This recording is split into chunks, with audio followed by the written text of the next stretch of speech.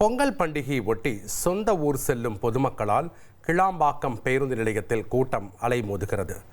இது தொடர்பாக பேருந்து நிலையத்தில் அமைச்சர் சிவசங்கர் நேரில் ஆய்வு நடத்திய பின் செய்தியாளர்களை சந்தித்தார். அந்த காட்சிகளை பார்க்கலாம். மாண்புமிகு தமிழ்நாடு முதலமைச்சர் அவருடைய உத்தரவுப்படி தமிழர் திருநாளாம் பொங்கல் திருநாளை முன்னிட்டு சிறப்பு பேருந்துகள் இயக்குவதற்கு ஏற்பாடு செய்யப்பட்டு கடந்த 9ஆம் தேதியிலிருந்து இயக்கப்படுகிறது. இன்றைக்கு 13ஆம் தேதி வரை 5 நாட்கள் தினசரி இயங்கக்கூடிய 2092 பேருந்துகளுடன் 4066 சிறப்பு பேருந்துகள் என மொத்தம் 14130 பேருந்துகள் இயக்கப்பட்டிருக்கிறது. 6,05,850 பயணிகள் பயணம் மேற்கொண்டுள்ளனர். இன்று 13/1/2026 மாலை 8 மணி நிலவரப்படி சென்னையிலிருந்து தினசரி இயங்கக்கூடிய 2092 பேருந்துகளில் 1696 பேருந்துகளும் 2890 சிறப்பு பேருந்துகளில் 1062 பேருந்துகளும் இயக்கப்பட்டிருக்கிறது. இதுவரை இன்றைக்கு 1,17,000 பயணிகள் பயணம் செய்துள்ளனர். அதேபோல முன்பதிவு செய்து பயணிக்கின்றவர்களுடைய எண்ணிக்கை என்பது 2025 சென்னையிலிருந்து 1,25,255 பேர் முன்பதிவு செய்து பயணித்தார்கள். இந்த ஆண்டு இன்றைய வரை மட்டுமே 1,40,874 பேர் முன்பதிவு செய்து பயணித்திருக்கிறார்கள். இன்னும் நாளை ஒரு நாள் இருக்கிறது. இன்று இரவிலிருந்து நாளை வரை முன்பதிவு செய்யக்கூடிய அந்த எண்ணிக்கை இருக்கிறது. அதேபோன்று ஒட்டுமொத்தமாக முன்பதிவு செய்து பயணித்தவர்களுடைய எண்ணிக்கை 2023 1,35,991, 2024 1,63,512, 2025 2,17,435. இந்த ஆண்டு 2026ஆம் ஆண்டு இதுவரை 2,71,727 பேர் முன்பதிவு செய்து பயணித்திருக்கிறார்கள்.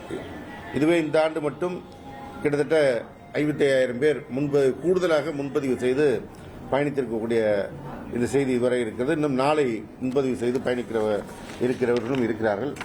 அதேபோல பொங்கல் முடிந்த பின்னர் பிற ஊரிலிருந்து சென்னைக்கு வரும் பயணிகளுக்காக 16/1/2026 முதல் 19/1/2026 வரையில் தினசரி இயங்கக்கூடிய 2092 பேருந்துகளுடன் 6,820 சிறப்பு பேருந்துகளும் ஏனைய பிற முக்கிய ஊர்களிலிருந்து 9,820 பேருந்துகளுமாக மொத்தம் 25,008 பேருந்துகள் இயக்கப்பட இருக்கிறது.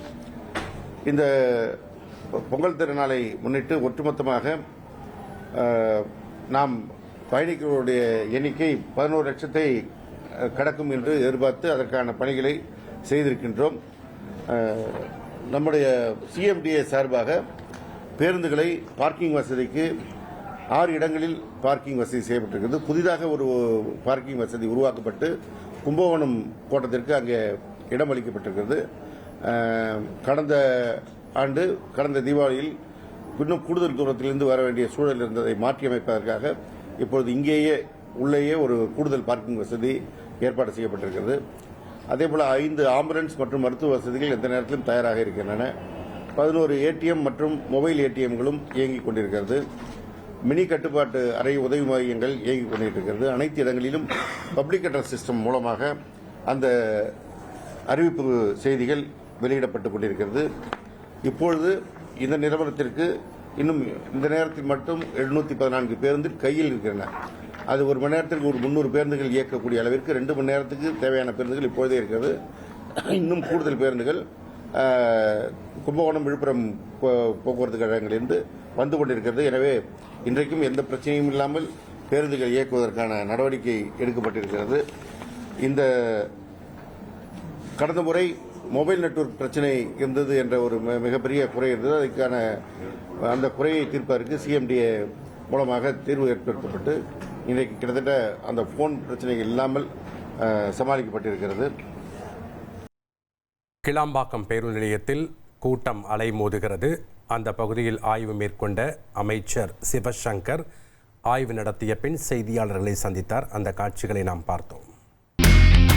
இனி செல்லும் இடமெல்லாம் செய்தி. தந்தி டிவியின் வாட்ஸ்அப் சேனலை ஃபாலோ பண்ணினா செல்ல இருக்கும் இடமெல்லாம் செய்தி. இதோ QR கோட் இப்பவே ஸ்கேன் பண்ணுங்க, ஃபாலோ பண்ணுங்க.